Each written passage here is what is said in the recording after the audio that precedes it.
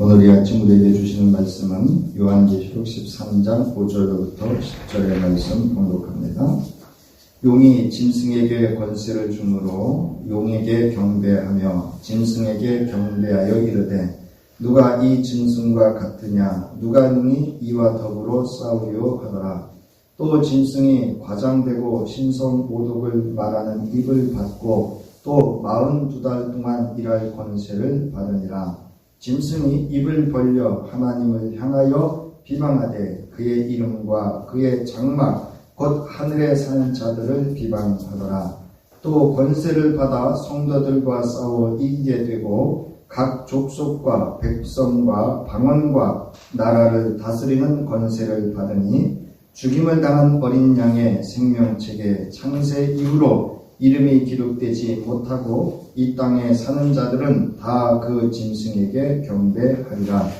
누구든지 귀가 있거든 들을지어다. 사로잡힐 자는 사로잡혀갈 것이요 칼에 죽을 자는 마땅히 칼에 죽을 것이니 성도들의 인내와 믿음이 여기 있느니라.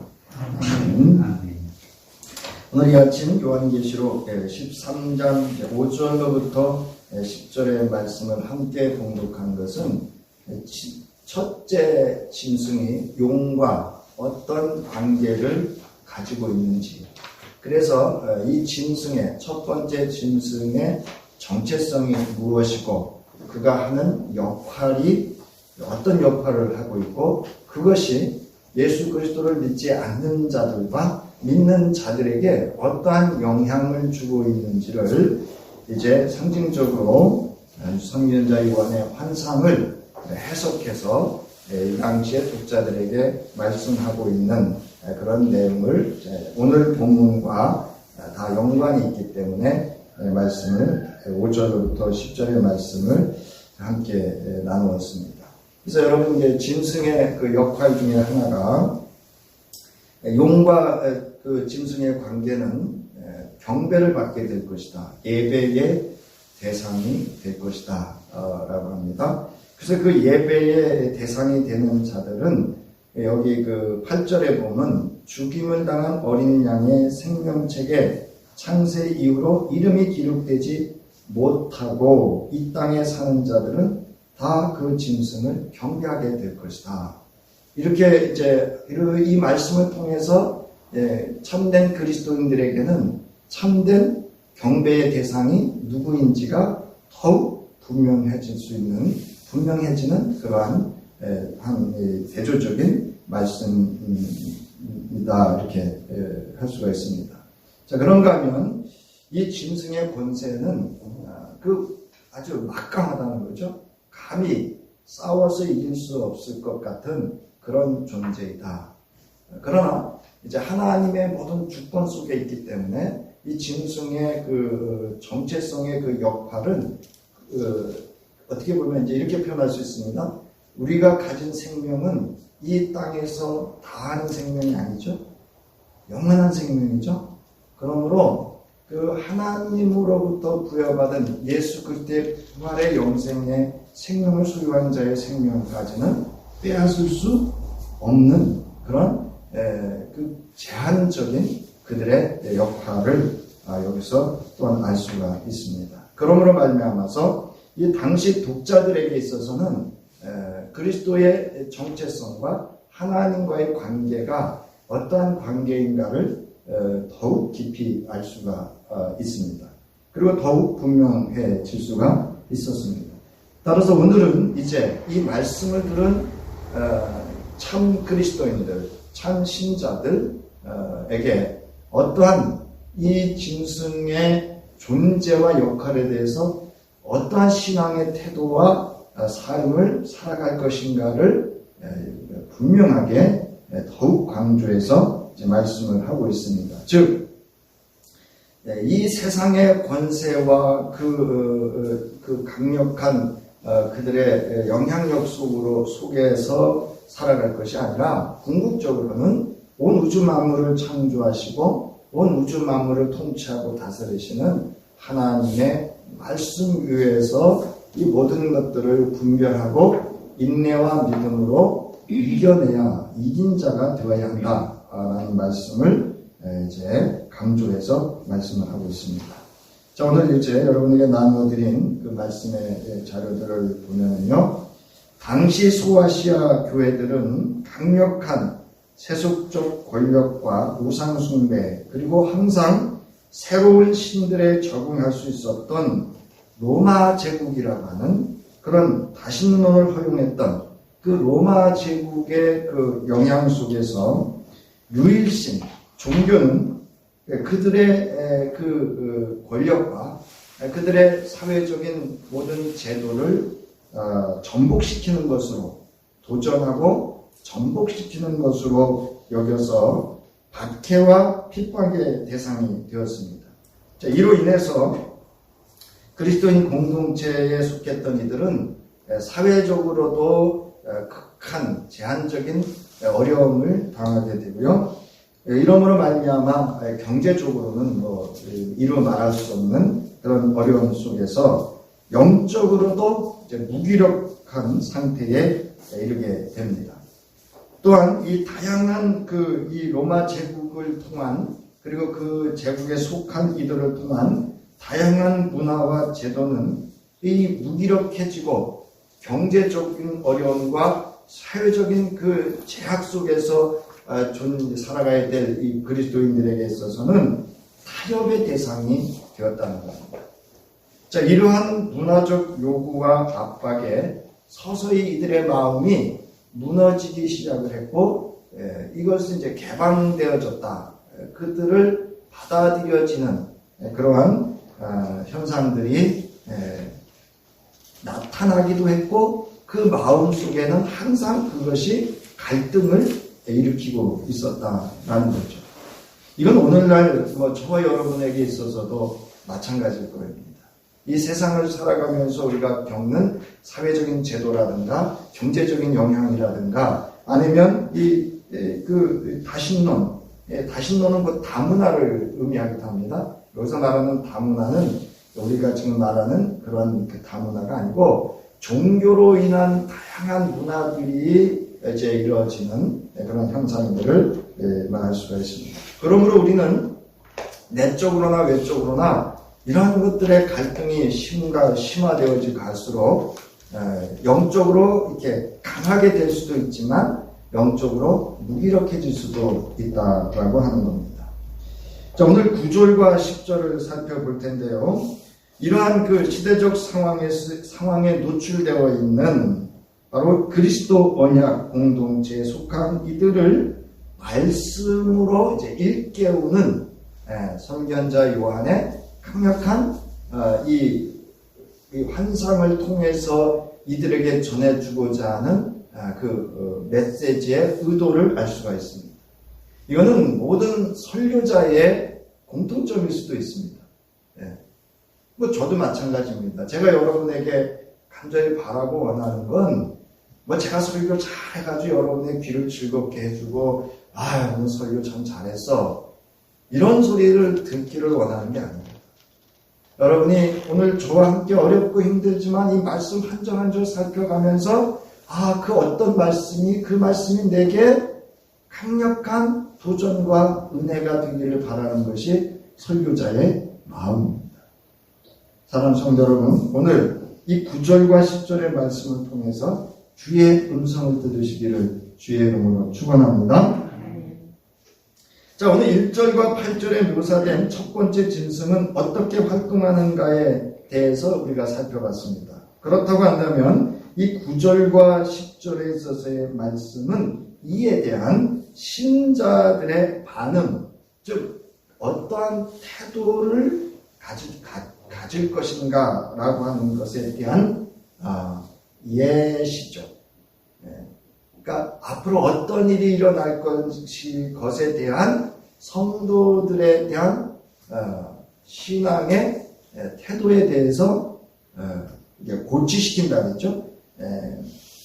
강하게 말씀으로 세워주는 그러한 메시지다라는 겁니다.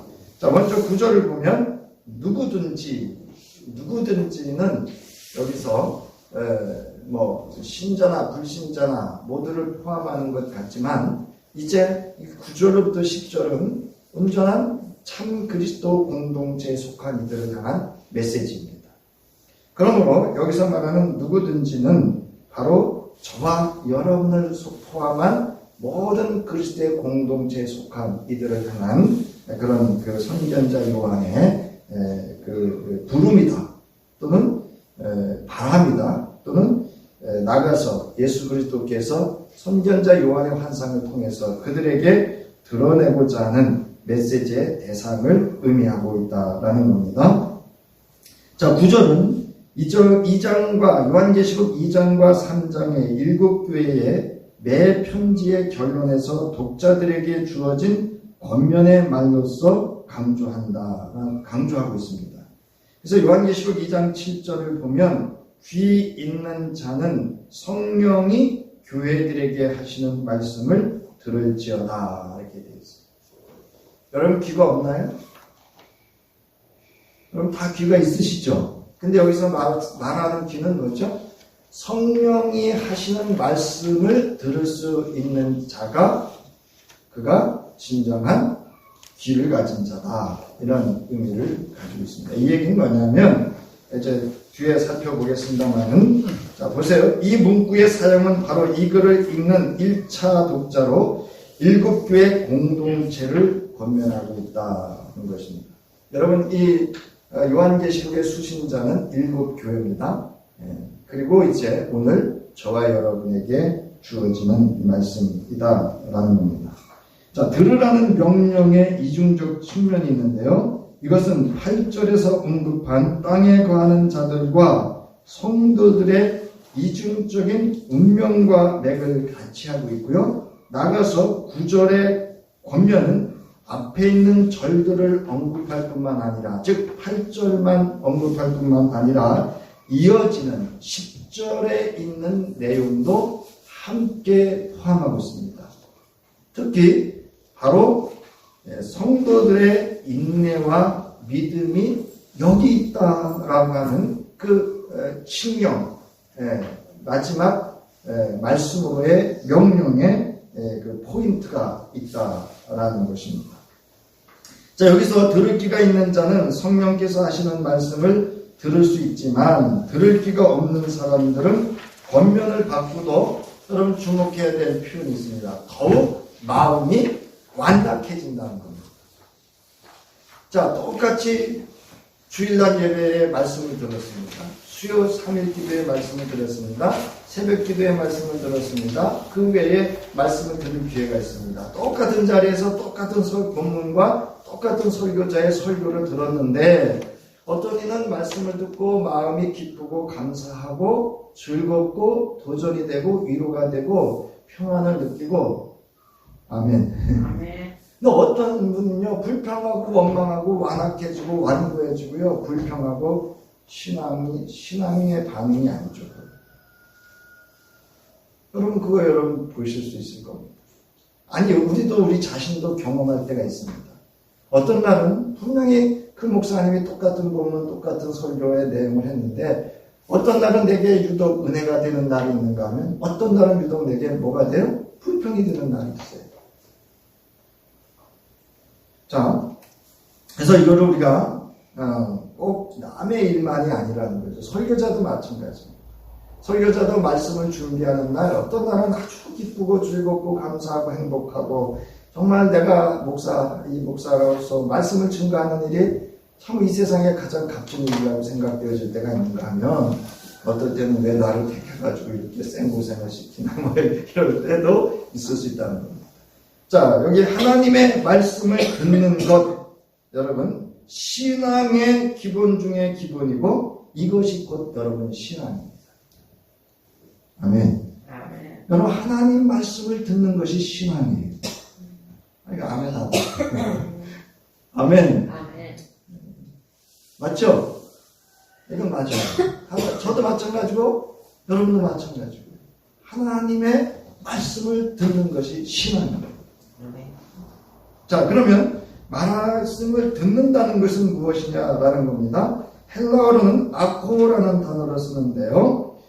뭐 듣다라는 것은 이렇게 소리로 듣는 이런 육신적인 감각으로 듣는 그런 의미도 있지만 경청하다, 들어서 깨닫다, 주의하다 이런 뜻이 있습니다.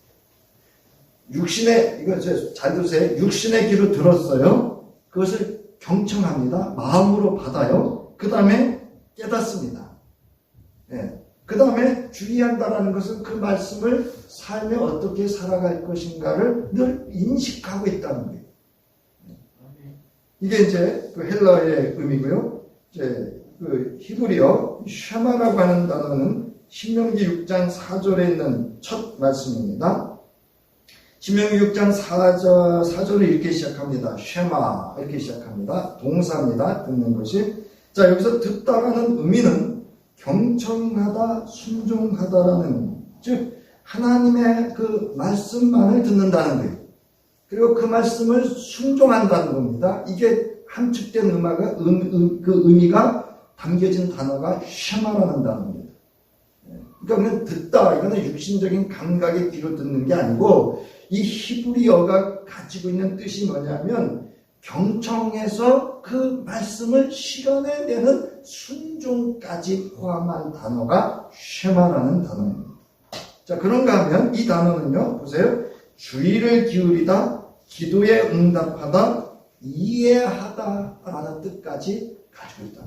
그러니까 앞에서 얘기했던 헬라어 아코라는 단어와 같습니다. 물론 같죠. 보세요. 우리가 주의를 기울여야 돼. 말씀을 이해한다는 게 뭐죠? 깨닫는 거죠. 여러분, 말씀을 이해할 수 있어야 돼요.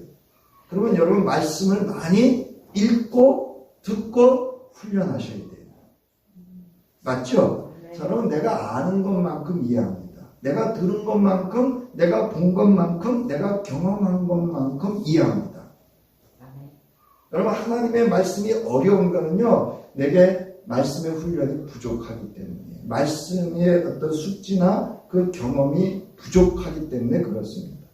물론 설교자가 책임도 없지 않아 있습니다. 자, 신명기 6장 4절부터 9절의 말씀 우리가 천천히 살펴볼 텐데요. 자, 아주 중요한 겁니다. 이스라엘아 들으라. 자, 이스라엘은 누구를 말하죠? 하나님의 백성이죠. 자, 하나님의 백성아 들으라 이거예요. 여러분, 하나님의 백성은 누구의 말씀을 듣는 게 하나님의 백성이죠? 하나님의 말씀을 듣는 이가 하나님의 백성입니다. 자, 하나님의 백성아 들으라. 즉 말씀을 들을 대상을 말씀합니다. 우리 하나님 여호와는, 여기 우리라고 하는 것은 아주 중요한 관계성을 표현합니다. 우리라는 것은 이스라엘 백성은 하나님의 소유된 하나님과, 오해하시면 안 돼요, 일치되어진 이런 의미도 가지고 있습니다. 여러분, 이 하나님과 우리의 관계는 이렇게 수직 상하수표 이게 아닙니다. 사실은 예수가 우리를 뭐라 그랬죠? 형제요 자매요 동등한 위치로 이야기했어요. 관계를. 그리고 심지어는 나는 너의 친구다, 이 얘기도 이 수평의 관계로 이야기했다는 거예요. 오해하실까봐 거기까지만 말씀드릴게요. 자, 우리 하나님 여호와는 오직 유일한 여호와이시니, 즉 말씀을 하시는 근원으로서 우리가 말씀을 어떻게 들어야 되는가를 이야기하고 있습니다. 그러니까 하나님의 백성은 누구의 말씀을 들어야 된다고요? 하나님의 말씀만 들어라, 이 얘기입니다. 에이, 목사님, 세상의 소리도 들어야죠. 그런 차원이 아닙니다. 자, 너는 마음을 다하고 뜻을 다하고 힘을 다하여 말씀을 듣는 태도입니다. 내 하나님 여호와를 사랑하라. 말씀하신 이에 대한 태도와 반응입니다. 여러분, 하나님 사랑하십니까? 자, 보세요. 6절. 오늘 내가 네게 명하는 이 말씀은 너는 마음에 새기고, 말씀의 실현의 근원이 우리에게 어디에 있어요? 마음에 있어요. 왜? 자, 하나님은 그 사무엘의 그 다윗을 기름 부어 세울 때 말씀하셨죠? 사람들은 뭐를 보지만, 외모를 보지만 나는 어디를 본다고요? 마음의 중심을 보느니라. 그러니까 우리의 말씀의 실현의 근원은 우리 가장 중심인 마음이라는 겁니다. 자, 그 다음에 보세요. 내 자녀에게 부지런히 가르치며 신앙교육의 근원이 바로 자녀 교육의 근원이 말씀에 있다는 거예요. 자, 집에 앉았을 때든지 길을 갈 때든지 누워있을 때든지 일어날 때든지 이 말씀을 강론할 것이며 무슨 얘기냐면 일상에 적용하는 거예요. 예. 즉 집에서는 가족과의 관계에 있어서 길을 갈 때는 세상과의 관계에 있을 때에서 누워있을 때는 자기 자신과의 관계에서 일어날 때는 우리 일상 속에서 말씀으로 살아갈 것을 말씀하고 있는 겁니다. 자, 그 다음에 8절을 보면요. 너는 또 그것을 내 손목에 메어 기호를 삼으며 내 미간에 붙여 표를 삼고 말씀의 본이 되는 생활을 하는 겁니다. 사람은 여러분 보는 대로 행하기 때문에 그래요. 내가 자녀를 가르치려면요. 저도 저기 아들이 앉아있지만 나는 아버지처럼 안 살아요. 아니요. 제가 불현듯 어느 날 뭐 아내와의 무슨 관계라든가 이렇게 가족과의 어떤 일상 속에 살아가다가요. 제 아버지의 모습을 불현듯 발견할 때가 있어요. 깜짝 놀랍니다. 이거 우리 아버지한테서 본 건데? 일단 우리 아버지 때문에 설교 들으시면 또 뭐라 그러시네. 맞죠? 그래서 말씀이 본이 되는 생활 또는 말씀이 우리의 삶의 스스로를 교육하는 게 여러분 본이 되는 생활입니다. 말씀으로 나를 스스로 교육할 수 있어야 돼요. 훈련할 수 있어야 돼요. 그 다음에 또 내 집 문설주와 바깥문에 기록할지니 이거는 세상과의 관계에서 세상에 뭐가 되라는 얘기예요? 본이 되라는 겁니다. 그러니까 세상과의 관계도 말씀으로 세상을 관계와 삶 속에서 살아갈 것을 이야기하고 있다는 거예요. 저는요 오늘 이 아침에 그 말씀을 준비하면서 이 신명기 6장 4절로부터 9절의 말씀을 이렇게 살피면서 사실은 제가 이거 말씀을 준비하면서 경험되어진 거거든요. 깨달아 알아진 거예요. 여러분 하나님 말씀을 들으시기 바랍니다. 그게 신앙이에요.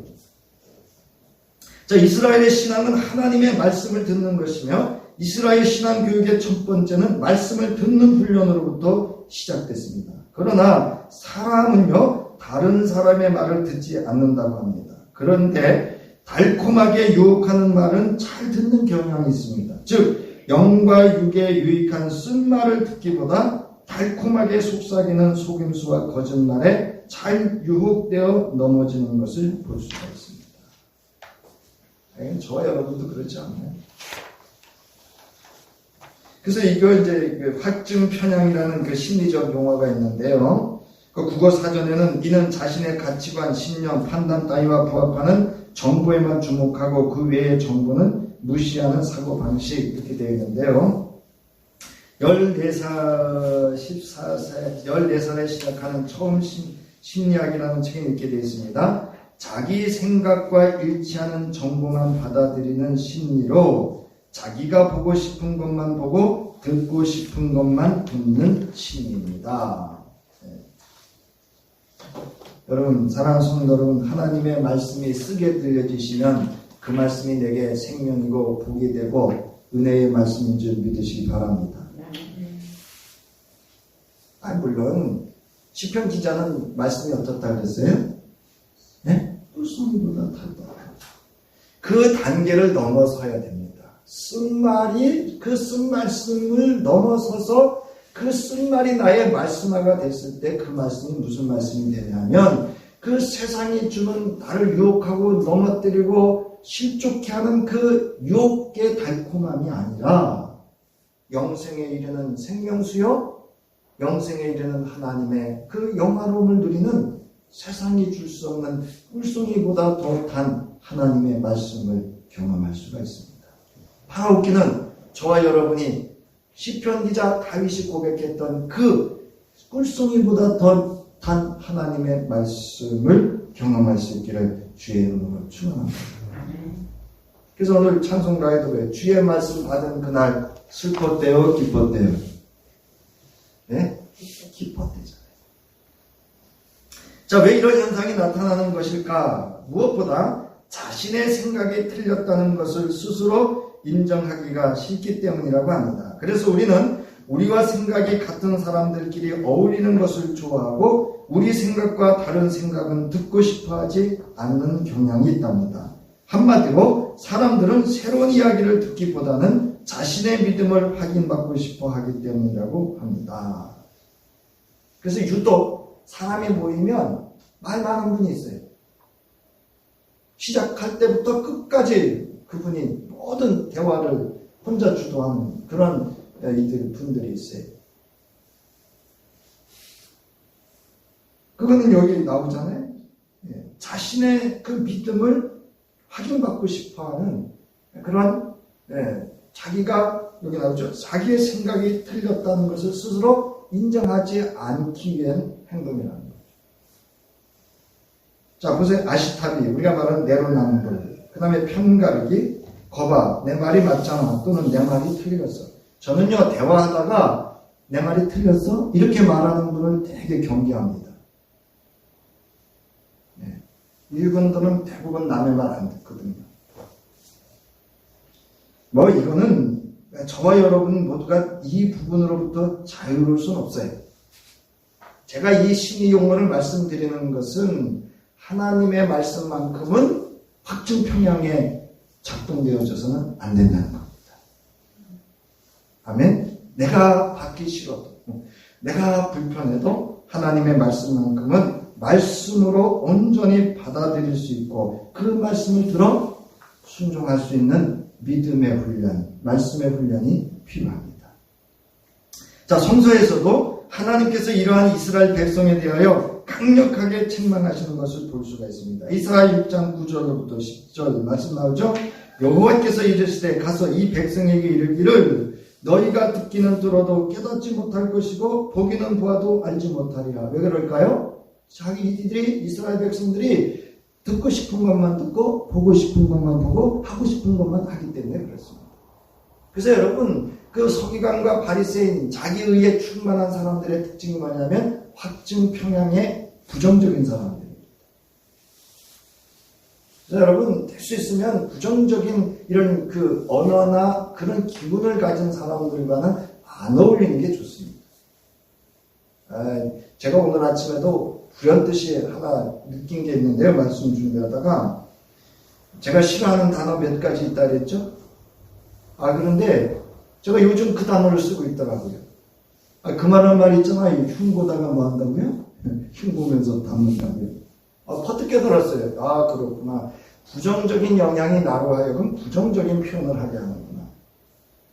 거기까지요. 자, 그런데 이 말씀을 예수님이 마태복음 13장 13절부터 16절에서 말씀의 그 씨 뿌리는 비유를 통해서 말씀하셨을 때도 이 말씀하셨습니다. 마태복음 13장 13절 그러므로 내가 그들에게 비유로 말하는 것은 그들이 보아도 보지 못하며 들어도 듣지 못하며 깨닫지 못함이라. 그러면서 제자들에게 별도로 말씀을 깨우쳐 주시잖아요.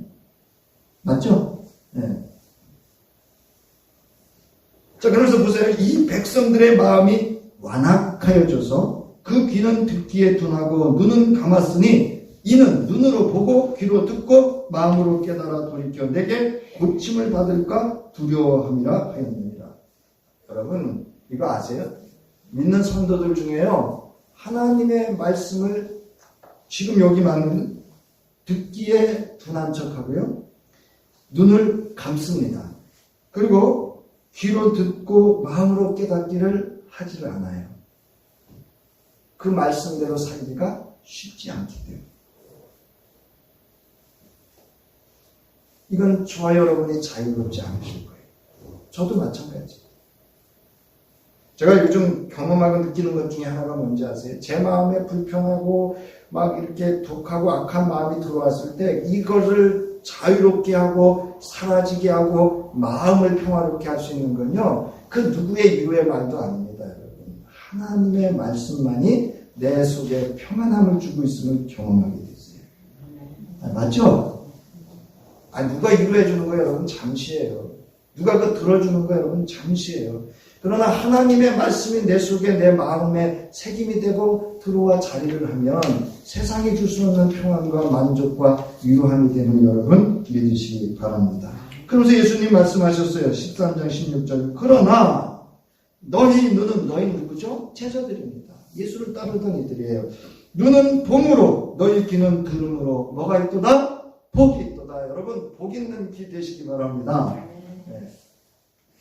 자, 오늘 본문에서도 여기서 귀를 사용하라는 명령은 참 신자들에게 다수 사람들이 현실에 타협하여 안주하며 살고 있는 상태에 대해 정신이 번쩍 들게 하려는 의도로 주어졌습니다. 이는 참 신자, 하나님께서 자기 백성에게 대한 하나님의 무한하신 은혜와 그들을 보호하시고 구원하시는 하나님의 긍휼하심에 인자신 하나님의 선하심이 담겨져 있는 우리를 영원히 사랑하시는 하나님의 사랑의 메시지입니다. 여러분 은혜가 되지 않으세요? 우리를 지키시고 보호하시고 그 예수 그리스도의 독생자를 우리에게 내어주시기까지 하신 그 사랑으로 우리를 사랑하시는 마음으로 이 말씀을 주셨다는 거예요. 무슨 말씀을? 하나님의 말씀을 귀 있는 자는 들을지어다. 함께 10절의 말씀을 주셨다는 겁니다. 자, 오늘 이 말씀을 받은 독자들 중에 4페이지입니다. 영적 현실에 자각이 생긴 사람들은 요한계시록에서 주어진 하나님의 계시를 깨닫고 그들이 수용하려고 하는 것이 사탄적 특성을 지닌 이교제도라는 사실을 감지하고 분별할 것이기 때문입니다. 여러분 예수 믿는 사람 중에요, 세상하고 적당히 타협하면서 부귀영화 누리는 사람 부러워하지 마세요. 여러분 내가 살아가는 것이 가난하고 촉박하고 힘들고 광야 같은 세상일지라도 하나님을 사랑하고 그 은혜와 그 구원하심을 노래하고 찬양하며 살아가는 그 천국 삶을 사는 것에 여러분 자유하시고 만족하시고 행복할 수 있기를 바랍니다. 그거 신앙입니다. 여러분. 저도요 세상 방법 택하면 제가 예전에 목회 쉽게 할 수 있다. 자, 10절 말씀 잡힙니다. 사로잡히는 자는 잡힐 것이요 칼에 죽을 자는 마땅히 칼에 죽을 것이니. 이것은 예레미야 15장 2절과 예레미야 43장 11절의 말씀을 선견자 요한이 빌어서 풀어 쓴 겁니다. 그런데 예레미야 15장 2절과 예레미야 43장 11절은요 이스라엘 백성들이 귀 하나님의 말씀을 듣지 않음으로 말미암아 하나님의 심판으로 포로와 칼에 죽임을 당할 것을 예언하신 말씀이에요. 그러면 오늘 이 선견자 요한을 통한 참 그리스도인들에게 이 말씀은 어떤 의미로 선견자 요한이 이 말씀을 해석해서 적용했느냐 하는 겁니다. 그것은 바로 하나님의 말씀을 듣지 않고 거역하고 거부하고 대적함으로 인한 재앙이죠. 심판으로 말미암아 포로된 자가 되고 칼에 죽임을 당하는 그런 고통 속에 있을 때에 그 가운데 누가 있었냐면 남은 자들이 있었다는 거예요. 하나님의 말씀을 지켜 행하는 믿음의 성도들이 있었다는 거예요. 여러분 이 성도라는 단어는 구약과 신약의 모든 믿는 사람들을 포함한 그 의미를 담은 표현입니다. 이거 새벽 기도에 준비하다 제가 그 말씀을 준비하다 배운 건데요. 잘 들으세요. 성도라는 그 성서에서 성도라는 단어를 쓸 때는 언제냐면 사실은 구약의 백성, 하나님의 백성과 신약의 예수 그리스도를 통한 하나님의 백성을 포함해서 표현할 때 성도라는 단어를 쓴다라고 합니다. 자, 거기까지만 하고요. 자, 그래서 여기 말하는 이제 이런 하나님의 말씀을 거역하고 대적하고 불순종했던 이스라엘 백성들 그 가운데에도 하나님의 계명을 지키고 그 말씀을 따라 순종했던 신앙의 남은 자들을 당했던 박해를 의미합니다. 그러니까 이 얘기예요. 불순종함으로 포로가 되고 칼에 죽임을 당했는가 하면은 우리가 나오죠. 다니엘서 같은 데 보면 믿음을 지키기 위해서 어떻게 했어요? 풀무불에도 던져지고 사자불에도 던져지는 그 고난받은 자들을 의미합니다. 그래서 그 남은 자들의 고난을 오늘 10절에 바로 이 사로잡힐 자는 사로잡혀갈 것이고 칼에 죽을 자는 마땅히 칼에 죽을 것이라고 하는 그 당시에 고난받는 그리스도 공동체의 참 신자들을 표현하고 있는 것이라는 겁니다. 무슨 얘기인지 아셨죠? 네. 그들에게 필요한 하나님의 말씀을 들은 자들에게 필요한 것이 무엇이냐면 바로 여기 나오죠. 인내와 믿음이 여기 있다. 그래서 바로 그 성도라는 단어가 있죠. 성도들이라고 하는 그 성도라는 단어가 바로 구약의 남은 자들과 함께 이 신약의 예수 그리스도의 참 그리스도인들과 동일시한 그런 표현이라는 겁니다. 아주 깜짝 놀랐어요. 이 성도라는 단어가 그런 깊은 의미가 있다라고 하는 거죠. 자, 그래서 이제 이런 그 첫 번째 짐승의 강력한 권세와 그 신성 모독하는 우상 숭배를 요구하고 타협을 요구하고 사회와 경제적으로 제약을 받고 영적으로 무기력해 가고 있고 그 공동체 안에서 그들과 타협하고 우상 숭배를 하면서 사회와 경제적인 혜택을 받는 그들을 바라보며 있는 그들에게 다시금 선견자 요한의 환상을 통해서 예수 그리스도의 계시를 통해서 그들에게 원하고 있는 것은 말씀 위에 굳세게 믿음과 인내로 설 것을 권면하고 있는 말씀이라는 겁니다. 그래서 여러분, 이 세상을 우리가 이길 수 있는 것은 뭐밖에 없어요? 예? 말씀입니다. 그 위에 굳세게 선 믿음과 인내입니다. 저는 인내라고 하는 것은 단순히 그냥 참고 견디는 것이 아니라 절제라고 봅니다. 우리 요즘 그 신앙의 관용이라 했죠. 신앙의 과함으로 인해서 얼마나 많은 그 남용과 오남용을 하는 경우가 많습니다. 자, 마지막에 이제 6페이지 보세요. 성도들의, 여기 5페이지에 제가 이런 질문을 하나 던졌는데요. 자, 보세요. 내가 예수 그리스도를 믿노라 하며 신앙생활을 하면서 내 마음대로 하며 임의대로 살고 있는 대로 그래도 아무런 반응이나 사건, 일이 일어나지 않는다면 어떤 생각이 드는가? 5페이지 밑에 있습니다. 네.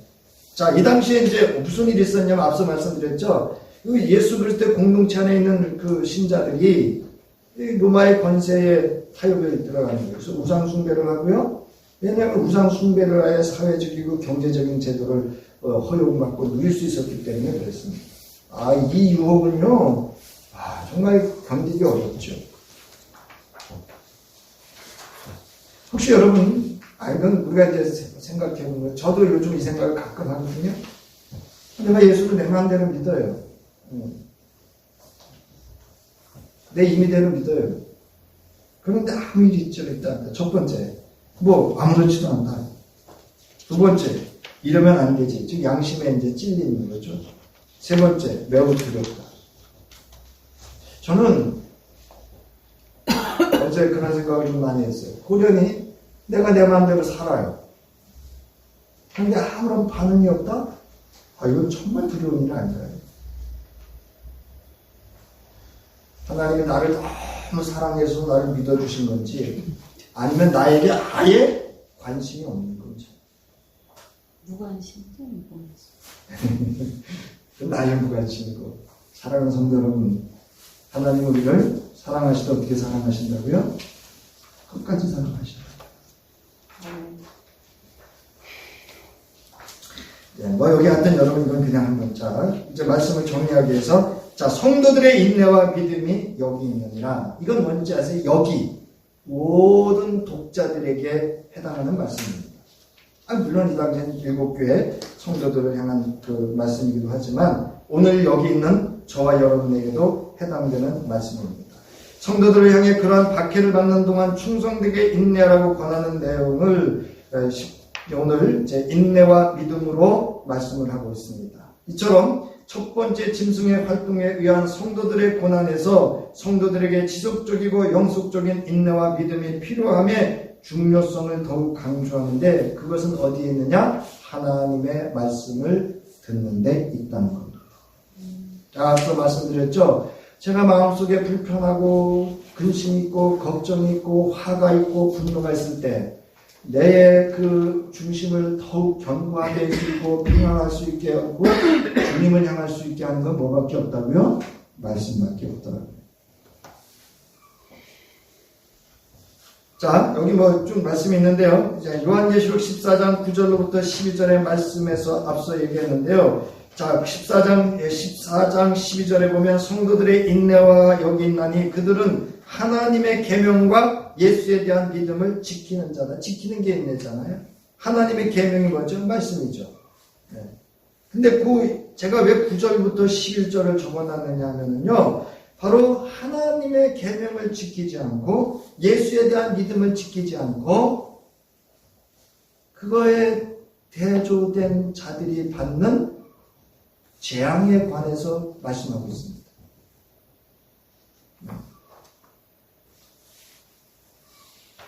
그러니까 그들도 고난을 당해요. 그 신자들도 고난을 당하지만 똑같은 고난 같지만 그 고난은 달라요. 하나는 하나님의 심판이고 하나는 하나님의 구원을 경험할 고난입니다.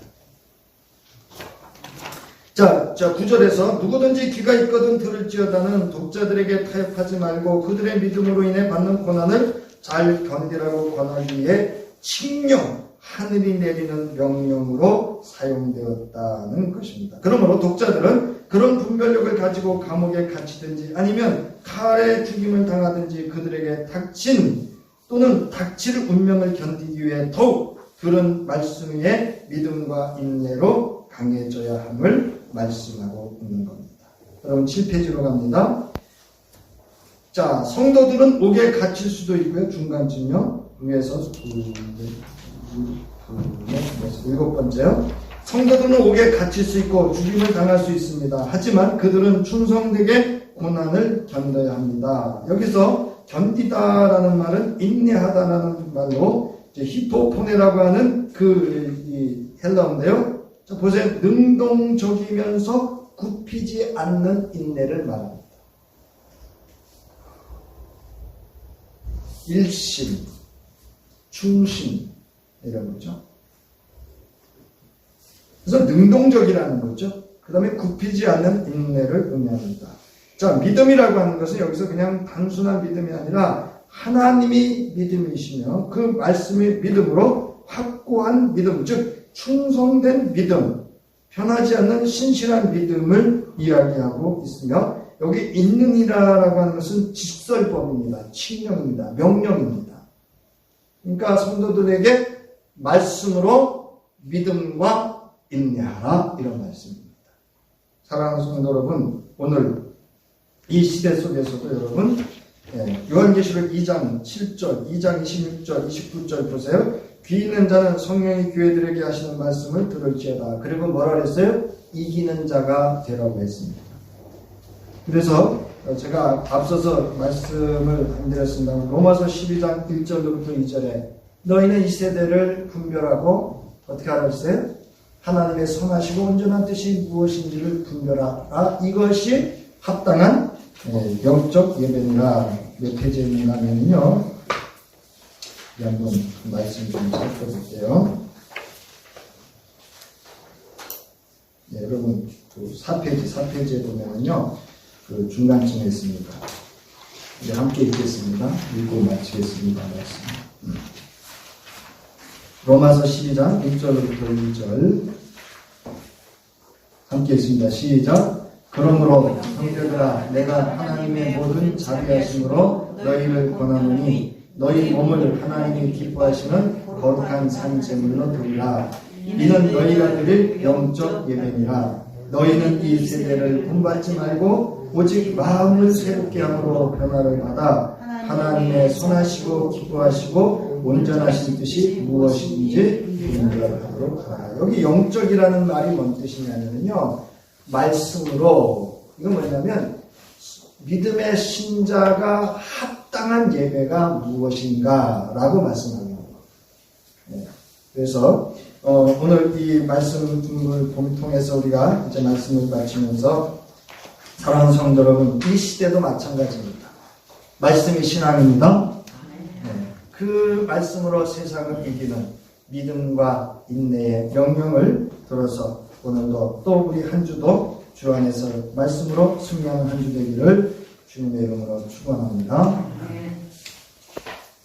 이제는 우리를 사랑하시되 십자가의 그 생명을 내어 우리의 대속제물이 되어주시고 화목제물이 되어주셔서 우리로 하나님의 자녀가 되게 하신 우리 주 예수 그리스도의 구속의 은혜와 우리를 사랑하시되 영원히 사랑하셔서 독생자 예수를 이 땅에 보내주시고 말씀으로 우리를 생명의 길로 인도해 주시는 하나님의 무한하신 사랑과 오늘도 이 세상 속에서 이 세대를 분별하고 선하시고 온전한 뜻이 하나님의 뜻이 무엇인지를 분별하여 하나님 앞에 거룩한 산제물로 합당한 예배를 드리기를 원하여 우리에게 지혜와 힘이 되어주시고 도와주시는 성령의 역사하심으로 이제 말씀이 우리의 굳센 믿음과 인내함으로 세상을 이겨 주님 오시는 그날까지 주님 기뻐하는 삶을 살아가기를 결단하는 저희들과 가정과 기업에